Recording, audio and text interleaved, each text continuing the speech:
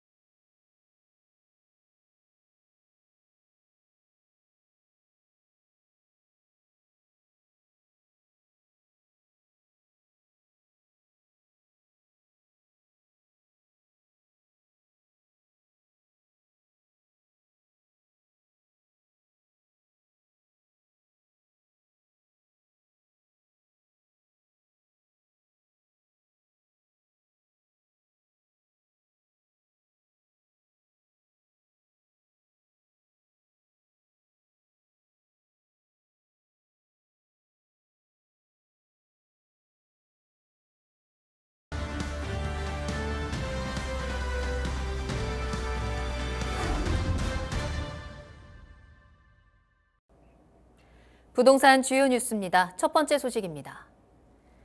전매 제한 기간 축소로 분양권 거래 움직임에 시선이 쏠렸지만 이마저도 관망세가 짙습니다. 봄 분양 성수기에도 일부 지역을 제외하면 청약 경쟁률이 살아날 기미가 보이지 않고 있는데요. 자세한 내용을 김성은 기자가 취재했습니다. 봄 성수기를 맞았지만 서울 등 일부 지역을 제외하면 청약 경쟁률이 살아날 기미가 보이지 않고 있습니다. 직방에 따르면 지난달 전국 청약 경쟁률은 평균 2.8대 1을 기록했습니다. 1년 전인 지난해 3월 14대 1의 경쟁률과 비교하면 크게 하락했습니다. 특히 지방 분양시장 상황이 심각한데요. 경남 거제 한내시온 숲속의 아침뷰는 46가구 모집의 한 건 접수로 본 청약을 마감했습니다. 부산 두산위브 더 제니스 오션시티의 경쟁률도 0.6대 1에 그쳤습니다. 이렇다 보니 지방 분양 물량이 많은 중견 건설사들은 공급을 미루는 등 업계에서는 어려움을 호소하고 있습니다. 분양권 거래도 잠잠합니다. 지난 7일 주택법 시행령 개정으로 수도권 전매 제한 기간은 최대 10년에서 3년으로 줄었습니다. 이에 서울 16개 아파트 단지의 분양권 거래가 가능해졌습니다.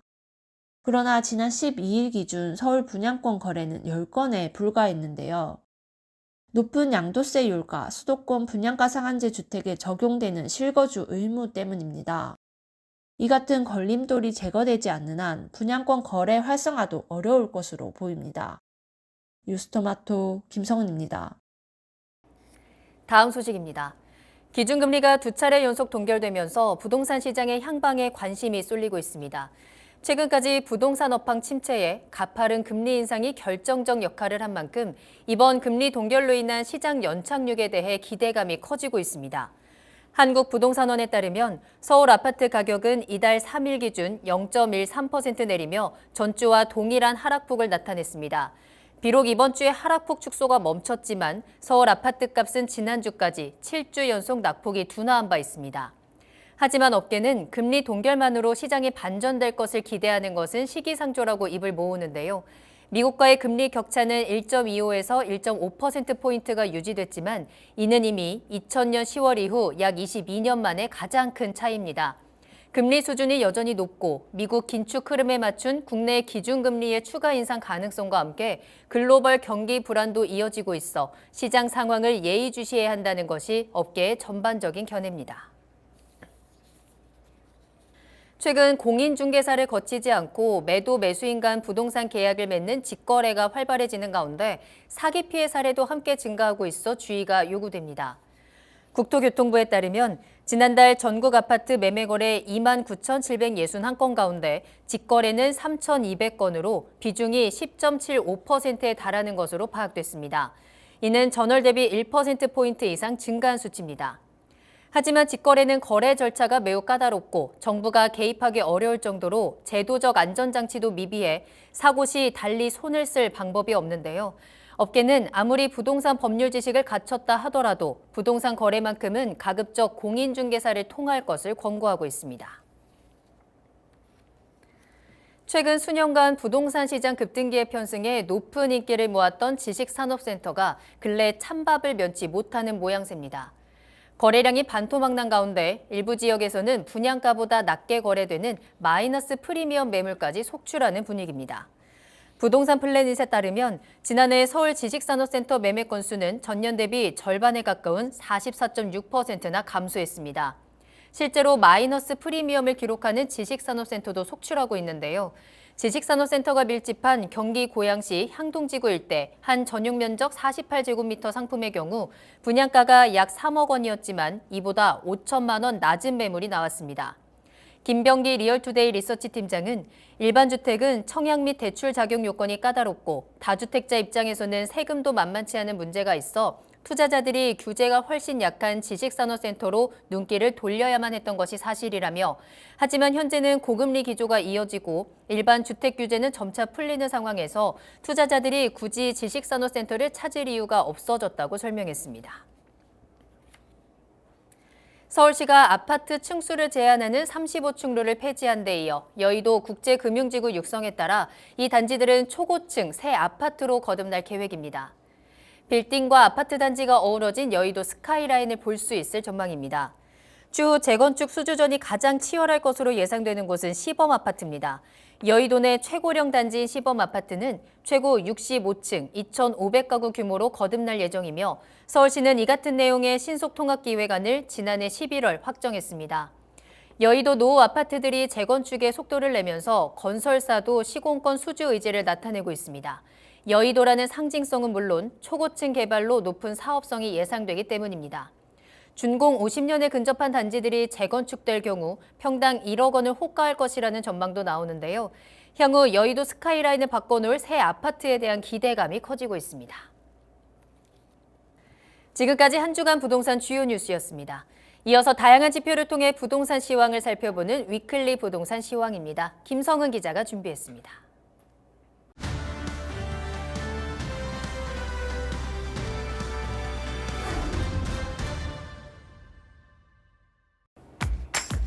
안녕하십니까. 뉴스토마토 김성은 기자입니다. 지표를 토대로 부동산 시장의 주요 흐름을 분석하는 위클리 부동산 시황입니다. 전국적으로 집값이 꾸준히 하락폭을 줄여오다 이달 첫 주 들어 다시 그 폭을 늘렸습니다.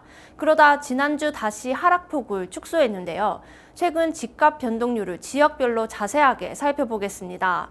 4월 2주차 전국 주간 아파트 매매 가격은 0.17% 하락해 전주 마이너스 0.22%에서 하락폭이 축소됐습니다. 수도권은 전주 마이너스 0.25%에서 마이너스 0.17%를 보였습니다. 서울은 전주 마이너스 0.13% 대비 낙폭을 줄인 마이너스 0.11%를 기록했습니다. 대체적으로 매수 관망세가 지속되는 가운데 하락세는 이어지고 있습니다. 역세권 중저가 소형 평형 위주로 간헐적 수요가 발생하며 문의가 증가하는 등 일부 매물 가격 상승으로 하락폭은 축소됐습니다. 자치구별로 살펴보면 동대문구는 제기동, 답심리동, 용두동 중저가 위주로 0.28% 하락했습니다. 강북구는 번동 구축이나 소규모 단지 위주로 마이너스 0.21%, 도봉구는 창동, 방학동, 쌍문동 대단지 위주로 마이너스 0.19%, 광진구는 광장동, 자양동 위주로 마이너스 0.19%를 보였습니다. 한강 이남 지역의 경우 송파가 0.02%, 동작구는 0.01%를 보이며 상승 전환했습니다. 이들 지역에서 혼조세가 보이는 가운데 대단지 위주로 오름세를 보이는 상황입니다.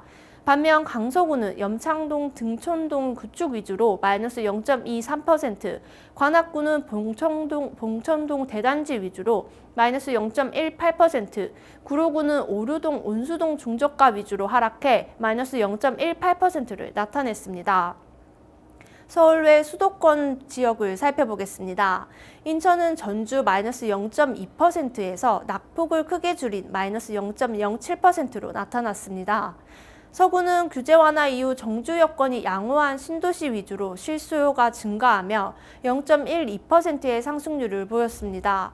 하지만 동구는 화수동, 송현동, 송림동 위주로 마이너스 0.28%, 부평구는 일신동, 십정동, 구축 위주로 마이너스 0.21%, 남동구는 만수동, 간석동 위주로 마이너스 0.14%를 보였습니다.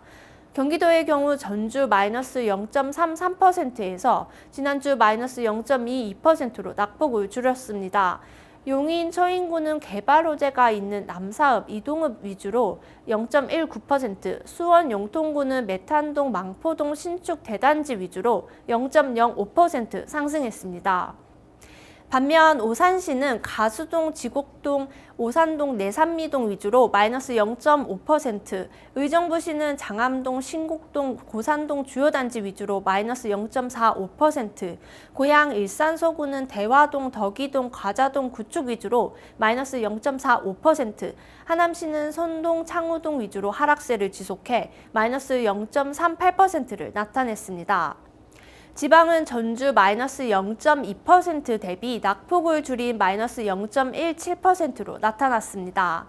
세종은 일부 지역 급매물 소진으로 가격 상승세가 유지됐는데요. 상승폭은 전주 0.1%에서 지난주 0.07%로 줄었습니다. 광역시는 대부분 하락폭을 줄였습니다. 대구 마이너스 0.31%, 부산 마이너스 0.25%, 울산 마이너스 0.23%, 대전 마이너스 0.14%로 집계됐으며 광주는 마이너스 0.21%로 전주 하락폭을 유지했습니다. 도 지역의 경우 충남과 제주가 각각 마이너스 0.18%, 전남 마이너스 0.16%, 전북 마이너스 0.14%를 보였습니다. 다음 전세 시장을 살펴보겠습니다. 이달 2주차 전국 아파트 주간 전세 가격은 0.24% 하락했습니다. 전주 마이너스 0.25% 대비 낙폭이 소폭 감소했는데요. 같은 기간 수도권은 마이너스 0.29%에서 마이너스 0.27%로 변화했습니다. 서울은 마이너스 0.24%에서 마이너스 0.2%로 하락폭을 줄였습니다. 전반적인 매물 적체와 지역별 입주 예정 물량 영향으로 내림세가 지속되고 있습니다. 일부 정주 여건이 양호한 지역으로 이주 수요가 발생하며 매물 가격이 상승하는 가운데 전체 하락폭은 축소됐습니다. 강북의 경우 동북부 지역에서 하락폭이 컸습니다. 도봉구는 방학동, 쌍문동, 창동, 구축 위주로 마이너스 0.4%, 노원구는 상계동, 중계동, 대단지 위주로 마이너스 0.36%, 동대문구는 입주 예정 물량이 있는 이문동, 전농동, 청량리동 위주로 마이너스 0.33%, 광진구는 광장동, 자양동 위주로 마이너스 0.31%의 하락률을 보였습니다. 강남의 경우 관악구가 봉천동, 신림동 대단지 위주로 마이너스 0.26%, 구로구는 개봉동, 오류동, 고척동 위주로 마이너스 0.22%의 하락세를 보였습니다. 서초구는 서초동, 잠원동, 반포동 위주로 0.21% 하락했고 강서구는 마곡동, 등촌동, 신축 또는 준신축 위주로 약세를 보이며 0.19% 떨어졌습니다. 인천은 전주 마이너스 0.28%에서 지난주 마이너스 0.22%로 하락폭을 축소했습니다. 신규 물량 공급으로 하락세는 지속되고 있으나 일부 이주 수요가 있는 지역 위주로 급매물이 소진되며 하락폭이 줄었습니다. 남동구는 마이너스 0.39%, 계양구는 마이너스 0.29%, 중구는 마이너스 0.28%로 집계됐습니다. 경기 지역 전세 가격 변동률은 마이너스 0.32%에서 마이너스 0.31%로 변화했습니다. 수원 영통구는 상승 전환에 0.04%로 나타났습니다. 신규 수요 감소 등의 여파를 받으며 전반적으로 하락세가 이어졌는데요. 하락폭이 큰 곳을 살펴보면 오산시 마이너스 0.91%, 고양 일산 서구 마이너스 0.85%, 광주시 마이너스 0.6%, 안산 단원구 마이너스 0.58%를 보였습니다. 지방의 경우 마이너스 0.22%에서 마이너스 0.21%로 낙폭이 축소됐습니다. 울산 마이너스 0.38%, 대구 마이너스 0.37%, 부산 마이너스 0.28%, 대전 마이너스 0.26% 등으로 집계됐습니다. 세종은 전주 0.01%에서 0.03%로 상승폭이 커졌습니다. 도 지역에서는 충남이 전주 마이너스 0.21%에서 지난주 마이너스 0.27%로 하락폭을 키웠습니다. 전북과 전남은 각각 마이너스 0.17%, 경남이 마이너스 0.13%를 보였습니다. 급매물이 팔리며 매도자들은 호가를 올리거나 매물을 회수하고 있는데요. 이에 일부 단지에서는 가격 오름세가 나타나고 있기도 합니다. 현재 부동산 시장은 정부의 규제 완화 정책이 더해지는 가운데 한국은행의 기준금리 동결과 실질금리 인하 등의 영향을 받고 있습니다. 이처럼 시장을 둘러싼 다양한 변수들이 올 초와는 사뭇 다른 양상을 보이면서 향후 집값 변화에도 이목이 쏠립니다. 지금까지 위클리 시황이었습니다.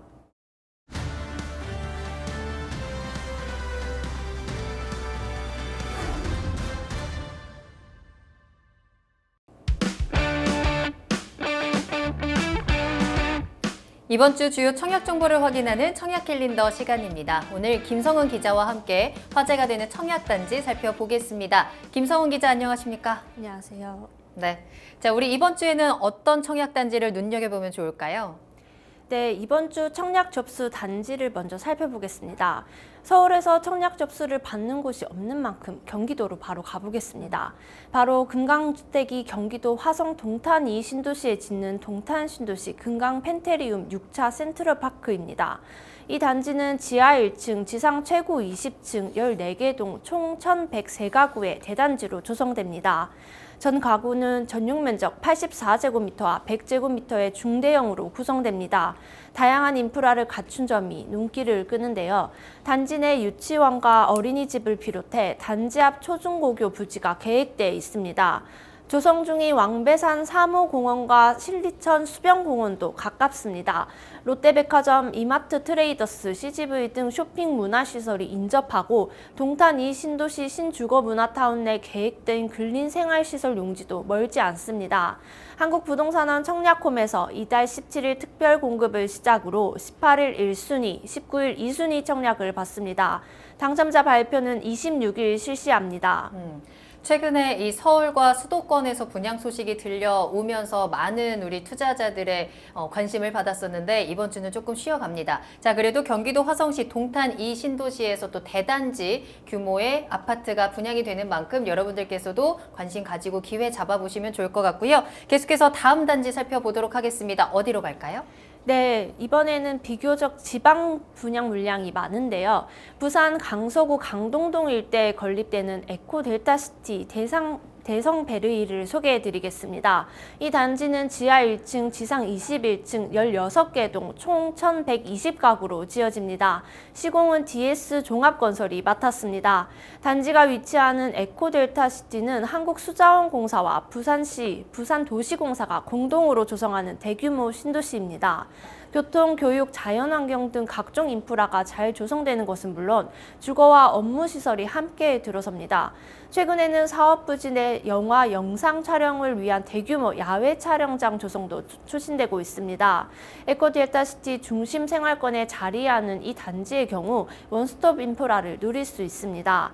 김해 국제공항이 가깝고 서부산 IC, 명지 IC 등을 이용할 수 있습니다. 명지 국제 업무도시, 부산 신항배우 국제산업 물류도시, 일반 산업단지 등이 가까워 직주 근접 단지로 주목받고 있습니다. 부산시 청약 조건이 완화된 만큼 청약 통장 가입 6개월 이상이면 세대주, 세대원 상관없이 유주택자도 청약이 가능합니다. 17일 특별공급을 시작으로 18일 1순위, 19일 2순위 청약 접수를 진행합니다. 당첨자는 25일 발표합니다. 부산에 들어서는 대규모 신도시 에코 델타시티 그 단지 안에 있는 아파트 분양 소식을 전해드렸고요. 계속해서 다음 소식 만나보겠습니다. 이번에는 어느 단지 알아볼까요? 네, 다음은 충청북도 청주로 갑니다. 시공사 동일토건이 청주에 첫 깃발을 꽂는데요. 바로 청주 동일하이빌 파크레인입니다. 충북 청주시 서원구 개신 2지구에 들어서는 이 단지는 지하 2층, 지상 29층, 10개 동 총 800가구 규모로 조성됩니다. 서부로와 1, 2순환로를 근처에 두고 있어 청주 전역으로 이동하기 용이한 입지를 갖추고 있습니다. 중부고속도로 홍덕 하이패스 IC가 올해 말 개통을 앞둬 경부고속도로 등 광역교통망을 이용하기도 편리해질 전망입니다. 홈플러스, 롯데마트 등 대형마트가 인근에 자리하고 청주지방검찰청, 청주지방법원 등 행정기관도 인근에 위치합니다. 또한 바로 옆에 800가구 규모의 2단지 공급 계획이 있어 향후 총 1,600가구의 동일 하이빌 주거타운을 이루게 될 예정입니다. 이 단지는 청약통장 가입기간 6개월 이상이면 유주택자도 청약할 수 있습니다. 전매가 가능하며 재당첨 제한도 적용받지 않습니다. 이달 17일 특별공급, 18일 1순위, 19일 2순위 청약 접수를 진행합니다. 당첨자 발표는 25일 이루어집니다. 네, 이렇게 지금까지 이번 주 청약 접수를 앞둔 단지들을 살펴봤는데요. 이번에는 당첨자 발표를 앞둔 아파트들을 살펴보겠습니다. 이번 주에 당첨자 발표를 하는 아파트가 좀 많던데 그중에서 어떤 아파트 살펴볼까요? 네, 수도권의 경우 파주와 화성 등에서 당첨자 발표 단지가 있습니다. 경기도 파주시 파주 운정 1, 2지구 일대에 들어서는 파주 운정 신도시 디에트르 센트럴을 먼저 살펴보겠습니다. 이 단지는 지하 2층, 지상 최고 15층, 6개 동, 총 292가구로 지어집니다. 시공사는 대방건설입니다. 도보거리에 산들초, 산들중을 비롯해 학원가와 홈플러스, 롯데시네마 등이 자리합니다. 인근으로 운정호수공원, 자유로, 롯데아울렛 등이 있습니다. 수도권 광역급행철도 GTX-A 노선이 내년 개통을 앞두고 있습니다. 파주 메디컬 클러스터, 운정 테크노밸리 등 조성이 예정돼 있습니다. 오는 20일 당첨자를 발표하며 정당 계약은 내달 1일부터 3일까지 진행합니다. 네, 자 계속해서 화성에서 당첨자 발표를 하는 아파트도 살펴볼까요?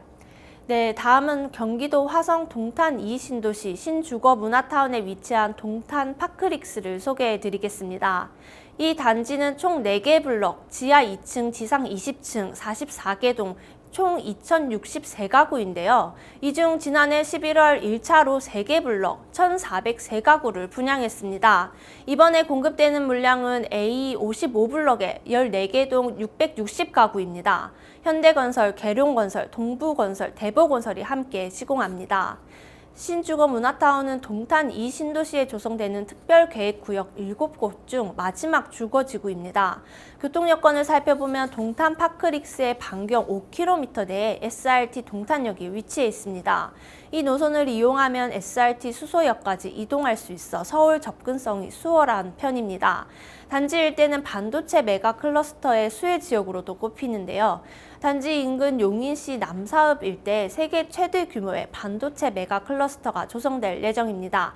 오는 19일 당첨자를 발표하며 내달 2일부터 4일까지 정당 계약을 실시합니다. 네, 자 이렇게 해서 수도권에서 파주 운정과 또 화성 동탄을 살펴봤고요. 이번에는 어디로 가볼까요? 네, 다음은 광주광역시로 가보겠습니다. 마지막으로 볼 곳은 이편한 세상, 봉선 셀레스티지입니다. 앞서 소개해드린 단지 대부분은 택지 개발 사업인 반면 이곳은 재건축 사업지입니다. 광주 남구 봉선동 일원의 장미구역은 재건축 사업을 통해 지하 2층, 지상 19층, 8개 동, 총 542가구 규모의 아파트로 거듭나게 됩니다. 이 중 일반 분양 물량은 176가구입니다. 시공사는 DL건설입니다. 이편한 세상 봉선 셀레스티지는 광주 교육 1번지인 봉선동에 자리하는데요. 봉선동은 다양한 학원들이 밀집해 광주의 대치동으로도 불립니다. 도보권에 제석초가 위치하고 주원중, 봉선중, 서광중 등 여러 중학교도 인접합니다. 이편한 세상의 기술과 상품, 디자인 등이 집약된 주거 플랫폼 시투하우스가 이 단지에 적용됩니다. 광주 내 첫 시투하우스 단지인데요. 시투하우스는 내력벽 구조만 남겨둔 가변형으로 설계돼 고객 취향에 따라 자유롭게 구조 변경이 가능하다는 것이 특징입니다. 이 밖에 실내 놀이터, 독서실, 라운지 카페, 피트니스 센터 등 다양한 커뮤니티 공간이 계획돼 있습니다. 오는 18일 당첨자를 발표한 뒤 내달 2일부터 4일까지 정당 계약을 받습니다. 네, 이렇게 지금까지 김성은 기자와 함께 이번 주 화제가 되는 청약단지 살펴봤습니다. 분양시장이 점점 더 활발해지면서 저희가 전해드릴 단지가 더욱더 많아졌으면 좋겠습니다. 자, 김성은 기자 오늘 수고하셨습니다. 감사합니다. 감사합니다. 네, 미세먼지의 황사가 심해지고 또 온도차가 커지면서 점점 주변에서 기침 소리가 많이 들리고 있더라고요. 여러분들께서도 건강관리 유의하시길 바라겠고요. 저희는 다음 이 시간에 더욱더 건강한 부동산 정보 가지고 돌아오겠습니다. 시청해주신 여러분 고맙습니다.